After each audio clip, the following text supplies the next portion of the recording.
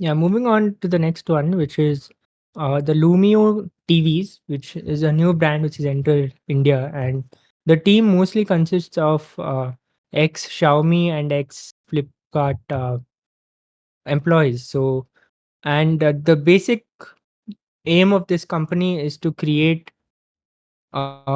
India's fastest smart TV. So, most people who have a smart TV, be it from Samsung, LG, Sony, the most popular TV brands, they have only one complaint that the Android TV experience is really bad. I mean, it's laggy, it's slow, it doesn't respond quickly, it takes so long to open the apps.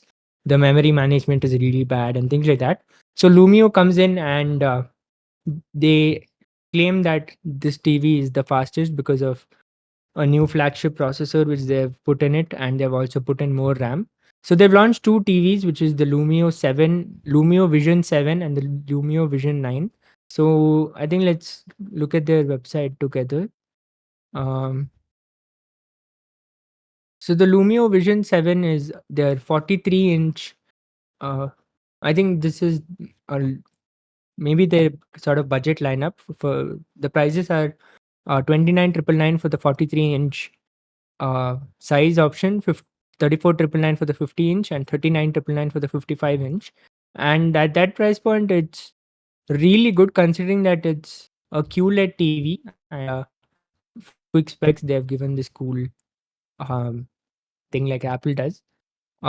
They've used a bunch of Gen Z terms: dope, display, boss. They've literally named their processor boss, and uh, yeah, so 400 nits of peak brightness, DGS audio, 114% coverage of DCI-P3. So, um, if you look at the like specs as such which they've put up, um, yeah, so this is one of the most interesting things. India's fastest smart TV. So the Boss flagship processor drives this TV with the most powerful cores you can pack in a television. You don't have to ever wait again. So the TV boot time is two times the comparison with the flagship brands and the industrial average. Netflix launches 2.8 times faster than the competitors, and apps in memory launch two times faster than the competitors. So um, the other thing, like I said, is RAM. The Lumio Vision comes with 3 GB of RAM,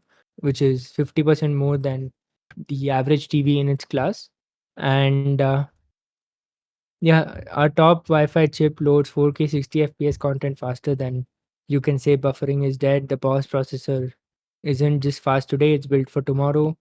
So hopefully, if you are using this for a long term, the performance shouldn't degrade according to the brand. The display is also, like I said, QLED and with industry leading brightness, which is 400 nits. I mean, considering that the TV is mostly used indoors, you shouldn't have any problems. Like I said, 114% DCI-P3 color, Dolby Vision, and yeah, the cutting edge QLED tech and a dedicated enhancement film. So, like you can see here, blue light LED, and then there's a dedicated quantum dot enhancement layer, which helps in making the display better. So they've given a comparison of how other TVs will look and how their TV will look. And coming to the audio, you have quad speaker drivers, so two stereo speaker units for the left and right. And each speaker has a full range driver and tweeter to ensure the best separation and voice clarity. And it also features a custom sound chamber with 150% larger cavity than most other TVs. So even if you have a bigger room, the audio should be fine. It also has a Dolby Atmos, and yeah, it comes with Google TV, and TLDR is basically their software where you can um, have your music and sports scores and all of those. So if you're not watching the match and you still want to keep updated with the scores, you can just keep it on and just follow the scores. Uh, the remote is filled with a lot of buttons: Netflix, YouTube, Prime, TLDR buttons for quick launching the apps, volumes, and the Google Assistant button, and all of those. You also have multiple USB ports at the top line, HDMI with full bandwidth. You have enough room for a gaming console and a soundbar, and an AVR and a Blu-ray player too. And you also have a couple of other network ports as well. So that is the Lumio Vision 7, and you can pre-order it from April 23rd, and it's sold on Amazon.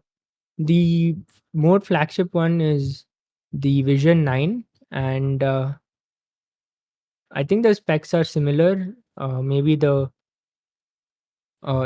peak brightness is more at 900 nits, 110% coverage of DCI-P3, and 10 1 lakh is to 1 contrast ratio.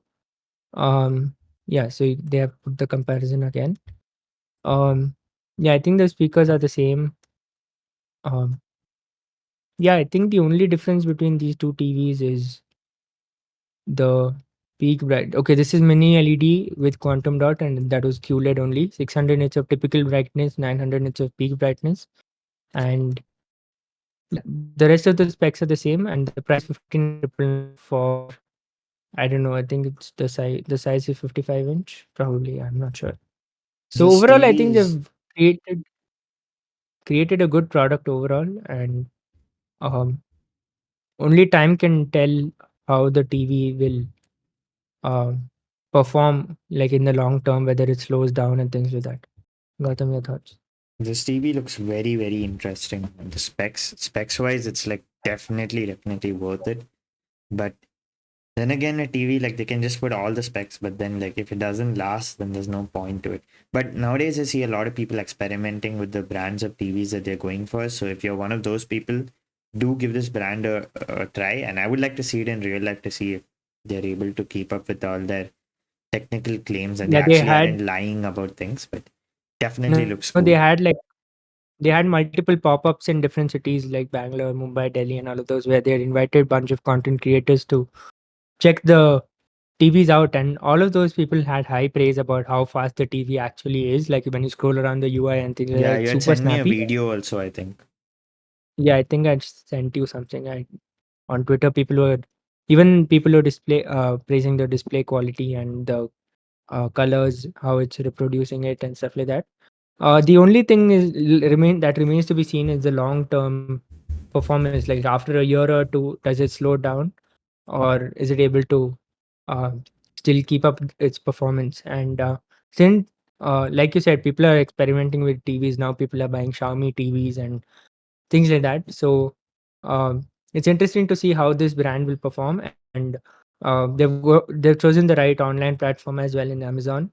So we'll have to see. I wish them the best of luck. I want them to do well, because unless there's a brand like this which focuses on the software experience, the other brands will just keep slacking. So this is definitely a good move, and it's by veterans of the industry who were previously in Xiaomi and Flipkart. So we can trust them to do a good job. Thanks for watching the clip till the end.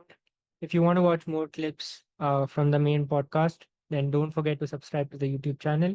If you want to listen to the entire episode, then you can go check it out on Spotify, Apple Podcasts, or Google Podcasts, whichever app you use. The link will be in the description below. And YouTube thinks this video right here will be the best one for you to watch next. So click here and I'll meet you there.